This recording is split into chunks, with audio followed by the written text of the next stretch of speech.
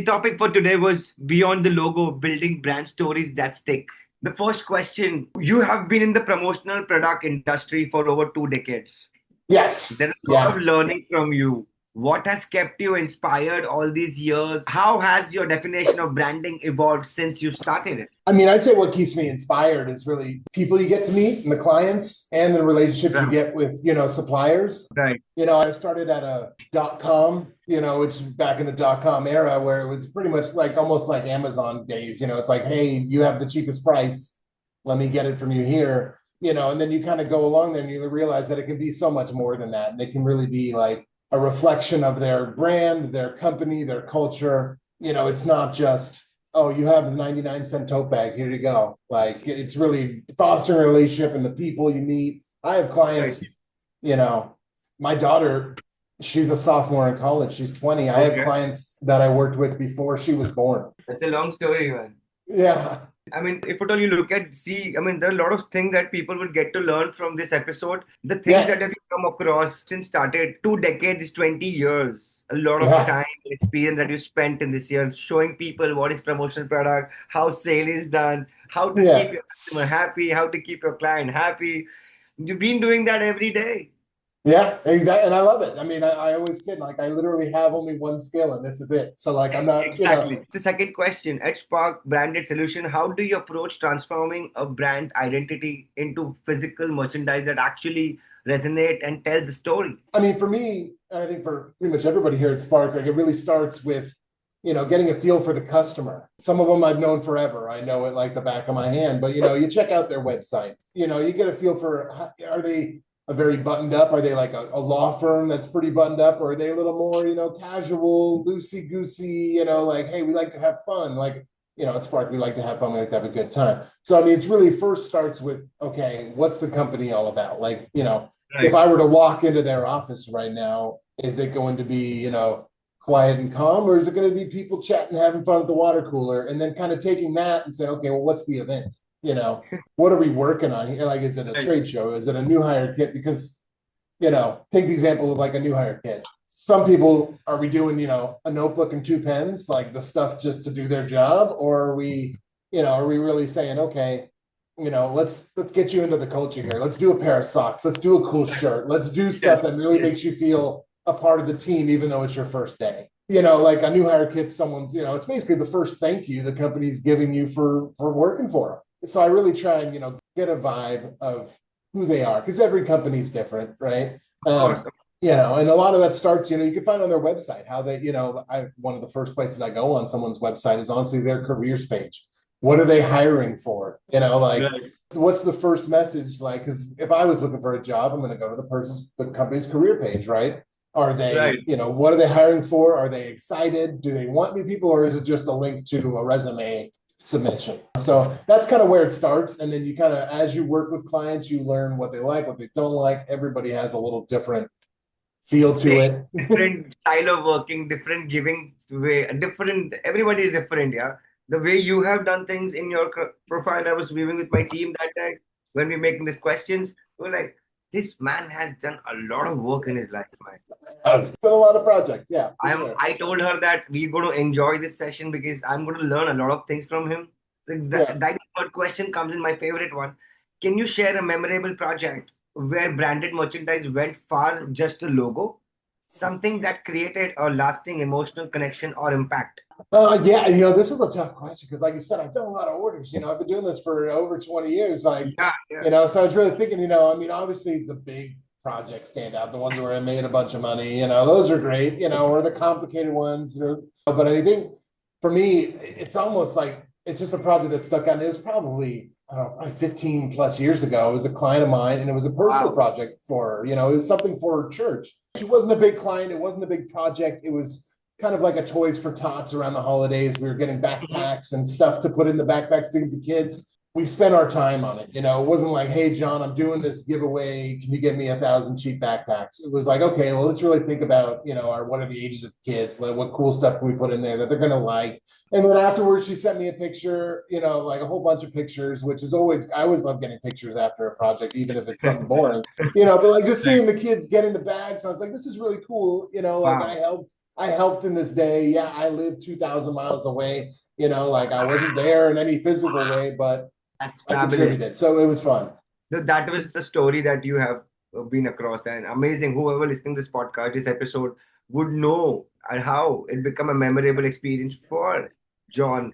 The fourth question: in your experience, what are the some most common mistake brand make when it comes to merch, and how can they shift their thinking to create more meaningful touch points? The first one is I see, and I have seen, like I said, it started kind of in the .com era where people were just looking for cheap stuff. It's buying on price. If Right, don't get me wrong, there's a place for the 15-cent pen. I mean, we did COVID, we had disposable pen. Like, yeah, you need to be able to have that. But like right, of if course. you're if this is going to be something that's a reflection on you, starting off by not you don't want to buy the cheapest. There's a reason it's the cheapest. There's a reason there's single wall tumblers and double wall tumblers. So I mean, that's the obvious one. Single But I one think tumbler, which we got in Expo PPAI. yeah, exactly. I mean, but that's cool. Like, look at the artwork on that. That's a cool bottle. They took their time on that. Yeah, Rightly said, you were just saying something when it comes to cheap products, when it comes to valuable product, we don't want to sell a product. We want to sell a experience. exactly. And I think, so yeah, I think budget is part of it. Budget's always a Yeah, concern. You only yeah. have so much money. But then kind of the second thing I'd say is giving themselves enough time. Yeah, sure. We work with suppliers like Bull Line. They can ship some out the next day, and that's They fantastic. can, they can. Yes, Like yes, there are cases, yeah, not every project, but I mean, Christmas comes the same day every year, right? yes, Like, so if you're going to give your employees something cool for Christmas, the smart ones start that in about August. You know what I mean? They really take their yes, time and they say, all right, well, maybe we can do something custom. Maybe we can do, let's do special artwork. Let's take our time. Let's get some samples in. Like yes, time can make such a great end result. Like yes, if you, yes. I mean, like I said, I've done plenty of sure ship orders through Bullet Line, and they're fantastic. Like, Wow. obviously, not everybody knows every event in advance, but like, if you go to the same trade show and it's every June, why are you waiting until May 20th to start on that? Yeah, Like maybe of we course, start. of course. Why would you do that? Why would you do that? You're going. Yeah, yeah, you know, Like I said, Christmas is the same time every year. It's crazy. never going to change. No, no, Like, yeah. So let's get a jump on it. Let's of leave. course. It keeps options open. Like that's what I was looking at. Like nothing's worse than when a client's like, "Hey, John, I really like this multi-tool. Let's do 700 of them," and Yes, then. But then I need them in 2 weeks, and that's great. But then I check stock, there's no stock. So oh now my this God. great item that you love, you don't get because there's just no No stock, and stock. there's no time to wait for it. There's just Yeah, I tell yeah, my clients, I tell them all the time, like, oh, you're going to this. Let's, a lot of them give me their event calendar, so I know, and I keep them. But I right. say, let's decide the item now. The supplier will ship closer Wow, to the event date. They'll hold it. They'll print them and hold them for us. So wow. we can just do all of our work now, 3 months in advance, and then Beautiful, beautiful. And yeah, that's how you want it. that's the safest way. Or I mean, also, we're all human here. Mistakes happen. Mistakes Like, happen. our industry is kind of a big game of telephone, is what I would say. Like Unfollowable. sometimes, my client tells me blue pen, I tell my supplier blue pen, but the guy printing the order that day reads green and they get green pens.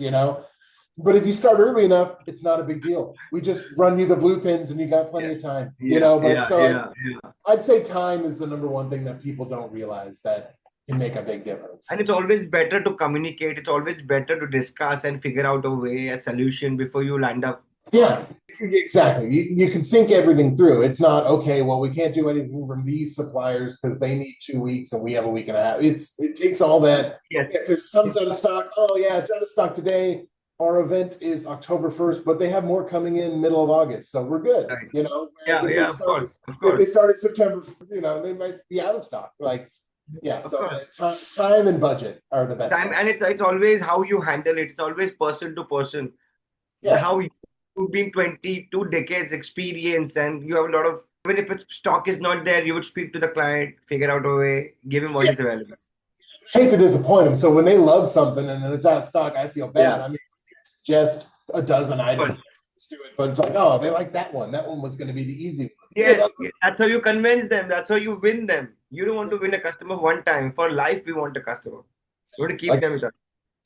I have 20-year plus customers that still order from me because consistency. Yeah. Consistency. That is something missing in everybody. Consistency. Well, if you could give one piece of advice to our young professional entering the promo industry space today, what would it be? And what mindset helped you thrive over the years? I mean, I guess if I was to kind of one thing, it's kind of control what you can control. Like things are going to go wrong. Right. Supply orders are going to go haywire. Clients are going to be irrational. They're not going to give you time. They're not Yes, going to buy. yes, yes. But you can control that. You can try and help Can't them. But control that. and Absolutely. so kind of just keep moving forward every day, doing your Right. best, and then Right. typically good things will happen. It's like garbage in, garbage out.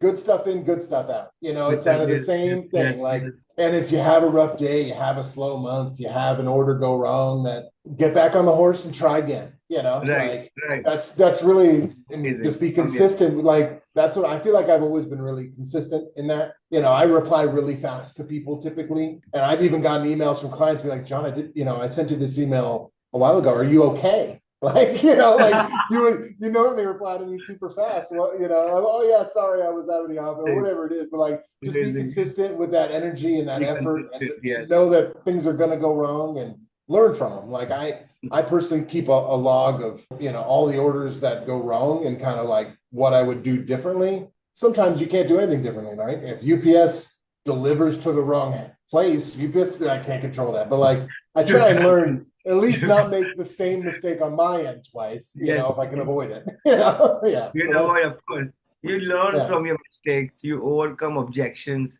Like you make Yeah. a log of your mistakes. Hats off. So something, a key point that everybody would learn from this podcast today. Well, John, thank you so much for giving your time. I appreciate Yeah. your valuable presence here for giving these 5 answers. What Yeah. is the best email address anybody could get in touch with you? What is your email It's address? at John at sparkbranded solutions.com for Thank you so sure. much for your time. Yeah, thank you. Have a good day.